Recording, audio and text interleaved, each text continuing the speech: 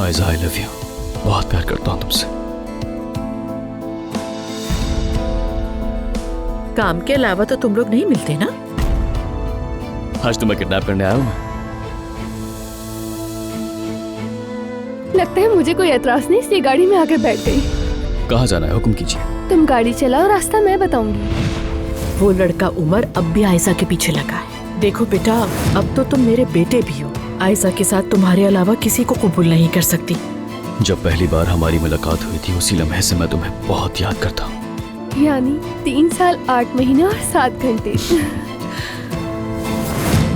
मेरी महबूबा मेहमद की अंगूठी पहनकर घूमती है, ये बर्दाश्त नहीं होता मुझसे। खबरदार किया था उसे, लेकिन नहीं समझा वो। अगर वो यही चाहता है तो ठीक है,